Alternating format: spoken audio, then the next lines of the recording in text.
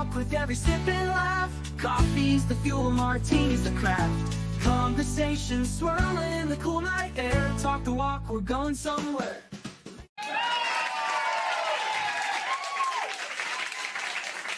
Good morning, Alan. Good evening, Leanne. No, it's morning for you. It's evening for me. Right. Good evening. It is evening for you. Have you got your martini there, or are you teetotaling this afternoon? You know what? My wife's been out all day with the grandchildren, doing our grown grandchildren, doing things, and I'm taking care of the dogs and taking care of people who come. And I forgot to pour my martini. That's okay. And you and I started talking, so I'll make up for it when I go out for dinner because she won't be with me at dinner either. Lychee martini? Is that your drink of choice? I had a lychee martini last night. Okay. The place I'll probably go tonight doesn't have them, and I can't make them myself. But last night, you have good feelings there. I did have a wonderful lychee martini. Fantastic. And I'm having a nice coffee today. So welcome to Talk the Walk. Today we're looking at pricing. And Alan actually has a more provocative sentence about what today's topic is about. Alan, how has your week been? There's been big news in the US that you've been hearing from every consultant in the world about. Well, you mean about the market, about things, Yeah. the tariffs and things? Look, the people on Sunday, all over social media said that Monday will be the most historic drop in the history of the United States Stock Exchange, and it's things will collapse. And so Monday there was a 500-point drop, which is insignificant. Wasn't even a 5-day record. And then it dropped, I don't know what, 1,200 points, and then it went up 3,000 points. Hold on for the roller coaster, But you have to remember, we are investors, not traders. And so if you have good investments, keep them, and things will bounce back. If you try to day trade, you're going to get clobbered. And this is the importance we learned from the pandemic. You need to have cash ready so you're not desperate. Yeah, and if you've got cash ready, you can also buy shares that are on sale at the moment as well. So, hey, if you're joining us live, let us know where you're joining us from. We'd love to hear from you, and let us know if you have any questions as well in chat. So the topic, how high performers price for impact. But really the question is, are you underpricing and over delivering? How common is this, Alan? Oh, it's terribly common. I mean, it's almost the rule. I've been mentoring and coaching people, for 30 years. And almost everybody at one time or another is in this trap. And a lot of them think that they've escaped it, but they really haven't, because they're not comparing themselves to the right people. They're comparing themselves to people who do it even worse than they do. And this is a huge esteem issue. Point number one, it's a huge esteem issue. And people are doing it because they don't feel worthy. They feel like imposters. They don't appreciate their own value. And you've heard me say for years, the first sale is to yourself. Okay, I've got a question on this. So you talked about it being like an esteem issue, which is a mindset issue. Then there's also sort of market reality. And I guess you've alluded to that in your response as well, because you've said people look to other people in terms of how to price. So they think that's the market reality. Can you just how do you know if you're actually undercharging or if you do just have low self-esteem? Like, how do you figure that out? Well, first of all, the perception is reality. And so what you perceive is how you're going to act. That is what engenders your behavior. So what you believe will determine how you act. You might be accurate, you might be somewhat inaccurate, you might be completely wrong. So the best thing to do is to check that and see what empirical facts you can come up with that lead you one way or the other. But the esteem issue is critical because most people don't think they're as good as they are. They feel that they should be more modest. I hate these people who talk about, you have to be humble. Humility. No, I have never seen a client scream for, I want a humble doctor. I want a humble accountant, a humble attorney. I want a humble consultant. I've never heard this ever. They want somebody who never loses. They want a surgeon who think he or she is God, right? So humility is simply understanding the worth in others. It's not demeaning yourself. What's happened though, Leanne, is that with the pandemic, starting with the pandemic, and now the tremendous polarization we see, and now the political and economic turmoil, people's self-esteem is even lower because they feel they're not in control. So people fret and they talk about geopolitics. They talk about things they truly can't control. What they should talk about is things they can control. And in every economy, even after 9/11, even when we had the Great Recession, in every economy, there are businesses that do well. And even in bad markets, there are companies that do well. So you have to have the perception, the reality that you have value to give, and you can find these people. Yeah, fantastic. I really like that as a bit of a pep talk for us as well. And we've got a global audience already that are joining us today. Hamali is joining us from Mumbai in India. It'd be quite late there. Thanks for joining us so late.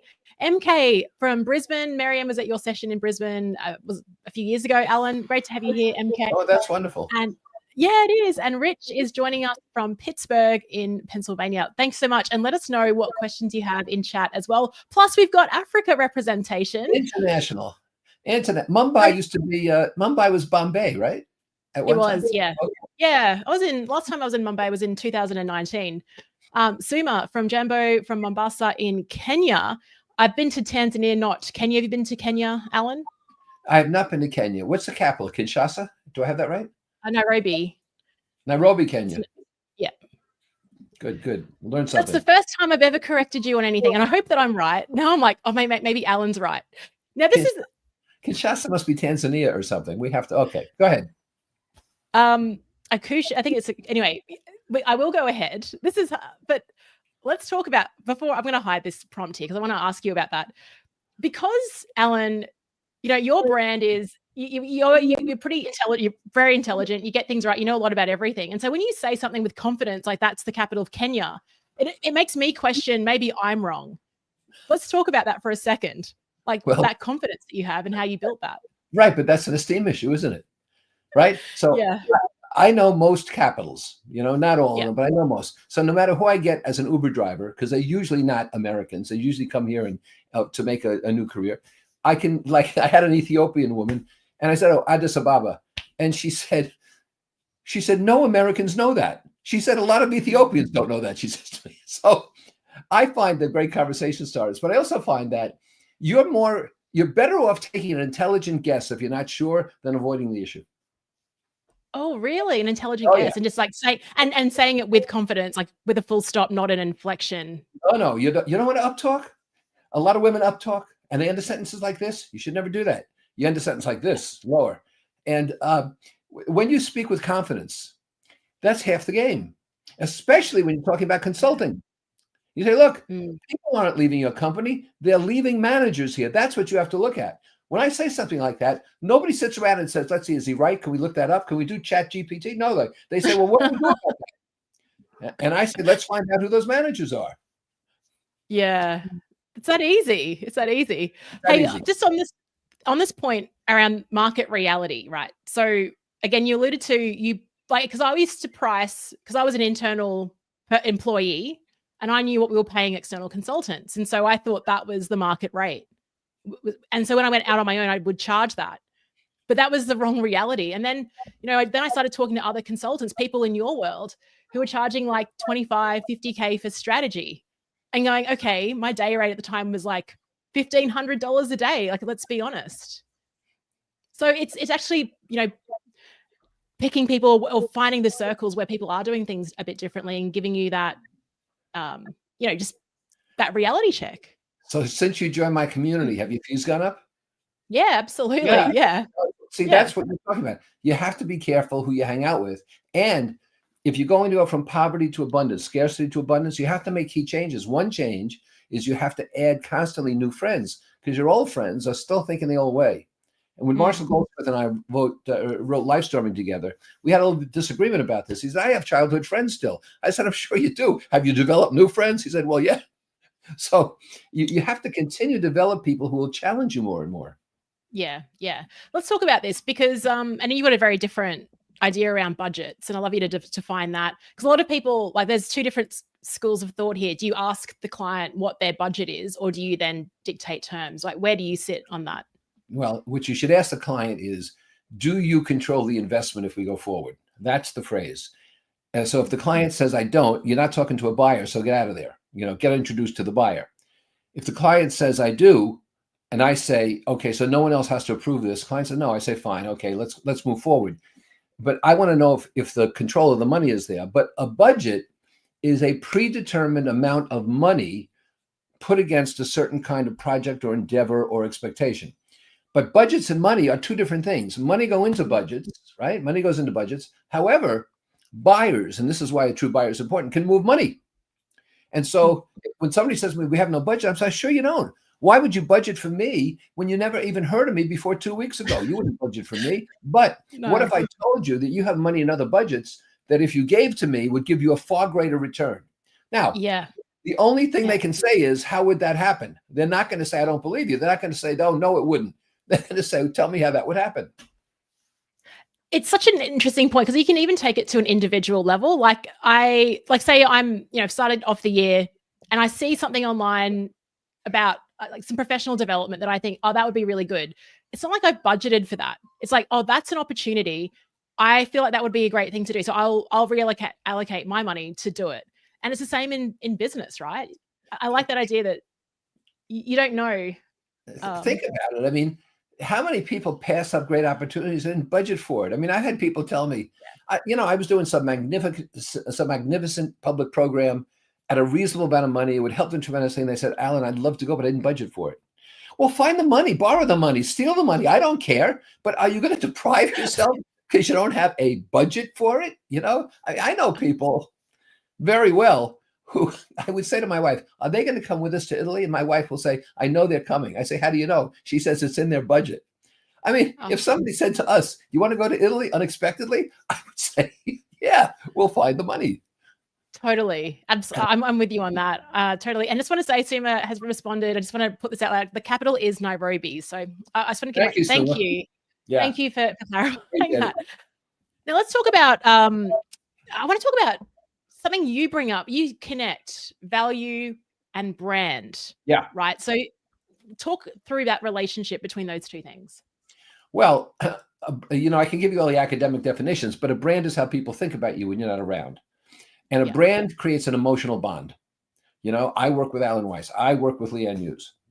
I drive a Bentley. You don't need a Bentley for transportation, but people like to be part of that particular club. And so when you have a powerful brand, people think about you. And the brand need only be powerful in your public square.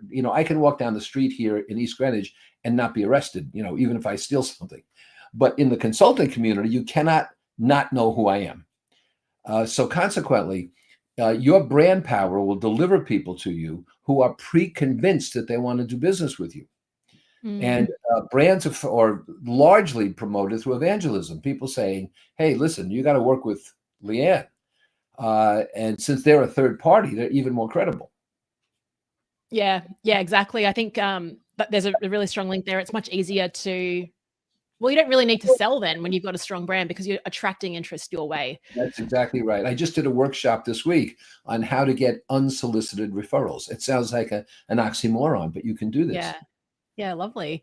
Now, I think on the flip side of that, you got a strong brand, so you attract things. Then there's also like a brand that attracts discount vibes. I think I've heard you use this phrase where someone in your community, it might have even been me a few years ago, but like clients are just asking me for discounts, and you're giving off discount vibes. What does that look like, sound like?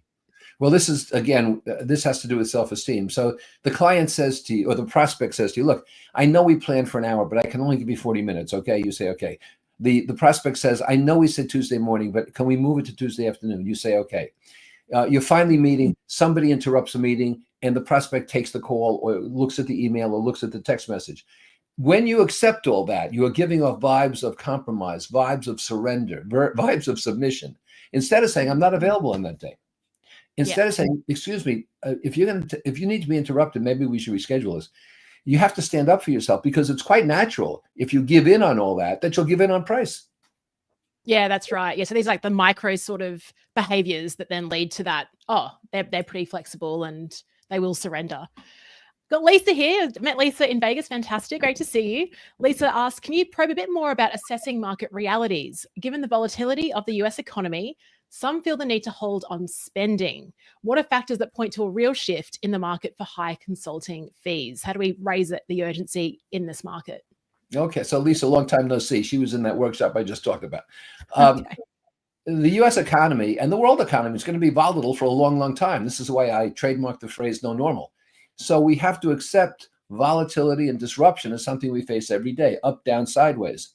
So the factors that point to a shift in the market for high consulting fees are that people are more uncertain than ever. Leaders don't even know how to manage virtual teams, hybrid workforces. And so the confusion is significant. And there are a lot of crazy theories out there about what leaders should do. And if you don't believe that, just read LinkedIn one morning. I mean, my God. So I know we're on it. Don't worry about it. Yeah, The fact is that when there's confusion, people need help more than ever. What we have to concentrate on, and what Lisa really prompts here, is that don't go after remedial work. Go after companies that are doing well and want to do still better and are used to investing in themselves. Yeah. And those are the people who will pay you because they appreciate the guidance. And that's going to exist and has existed forever. You know, I lost no clients during 9/11. Nobody wanted their money back. I lost no clients during the pandemic. Nobody wanted their money back. Some of them delayed things, but they all realized that they knew they needed help. So I think what you have to look at is your native strength, your native talents, combined with the needs that you can create among prospects so that you are the breakthrough alternative. I think that's a really powerful thing. How do you do that really quickly? Is it possible? It's more possible than ever because we have all these media. You know, I mean, I have a minute with Alan on what is it, X every day. I have weekly stuff. I have monthly stuff. I have video, audio, text. It was calculated. I have 1,800 hits in my public square annually, 1,800. And so maybe you're not as prolific as I am. So you have 900.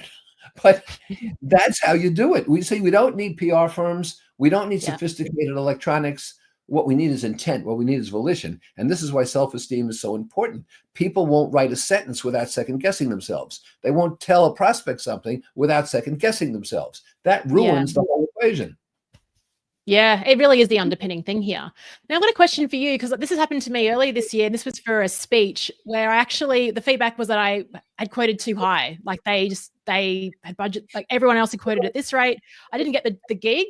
Now that I'm listening to you, maybe is a branding issue. But what do you, I mean, is that a good thing that I lost the work? How often did this happen to you? Like that was once this year. Disregard it. Okay. Yeah, never react to a one-off.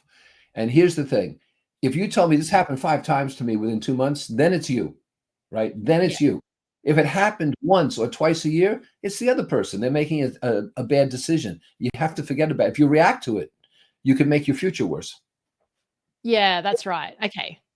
Because I was lamenting it. You're like, oh, you know what? You know, it would have been good. But yeah, there's the humble bit. Stop it. Oh, but how do you stop it? I mean, there's other people here that are like would be quite similar. Like we don't have your we don't have your level of.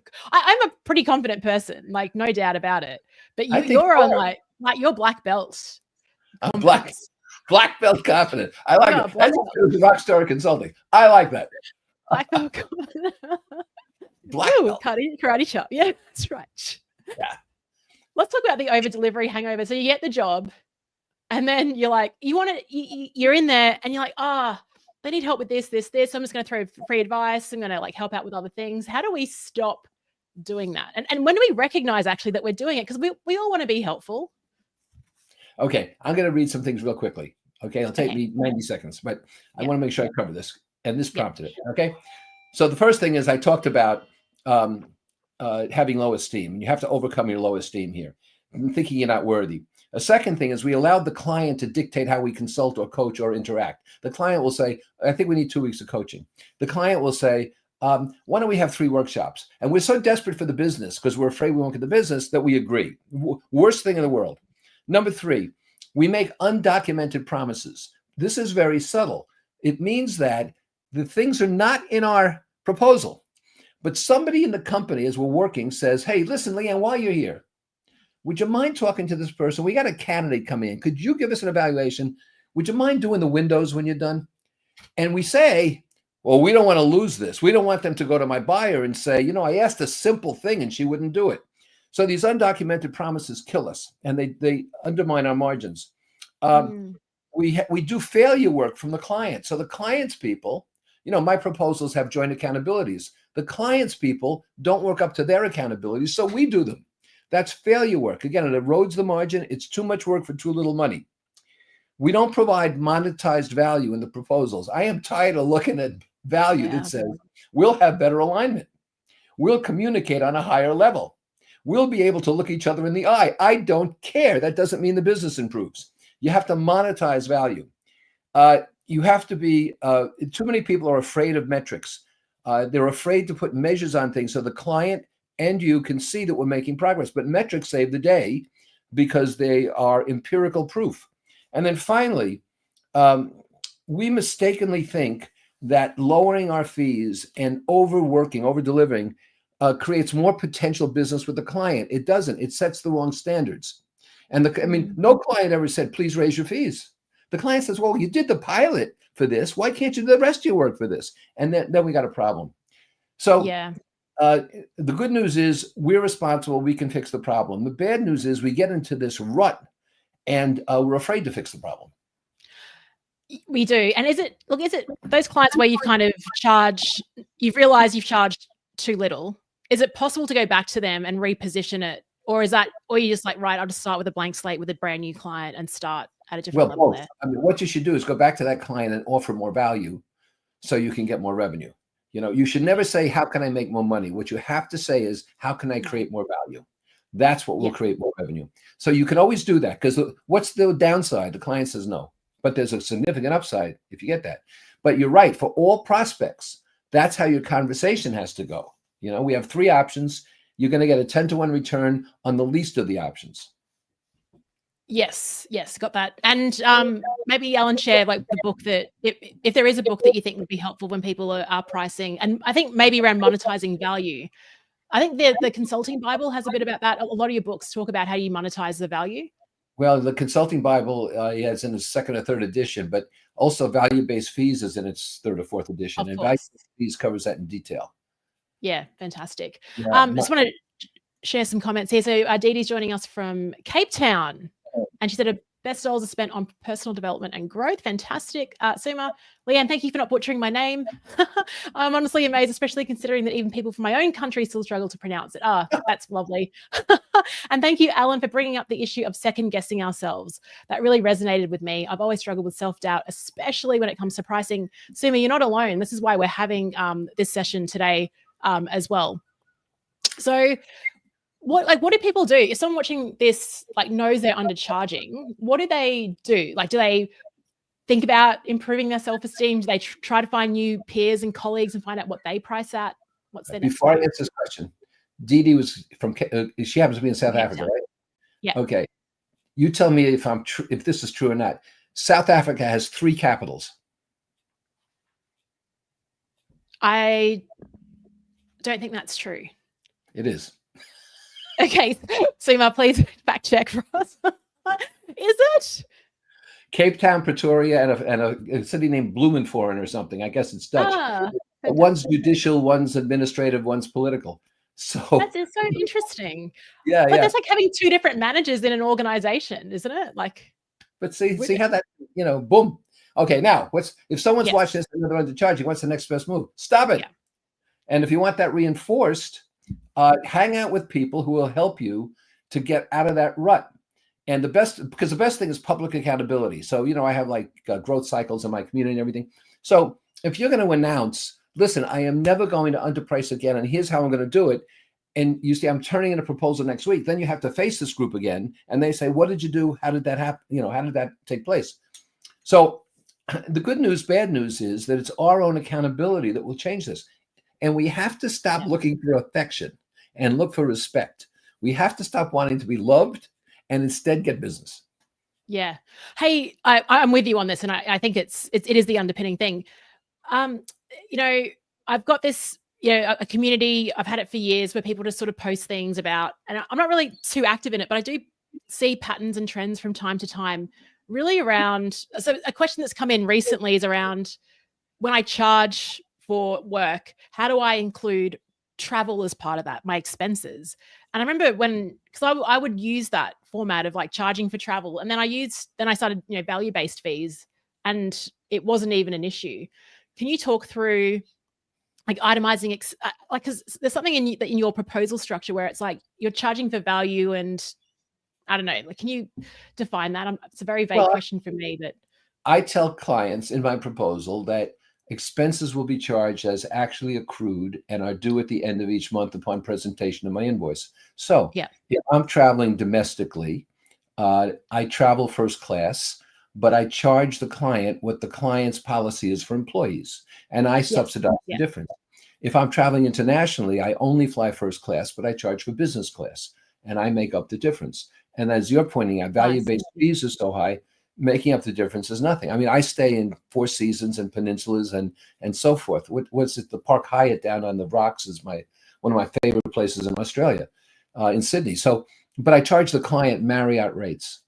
So when you're charging value-based fees, you can make up the difference. So the client's not saying, "Oh my God, why are you staying here?" The client's, "Okay, great, that's fine." Yeah, I like that. I like that as an idea because you can then, as in booking it yourself, but you've got the fairness and transparency of their current process anyway, so you're not really taking advantage of that.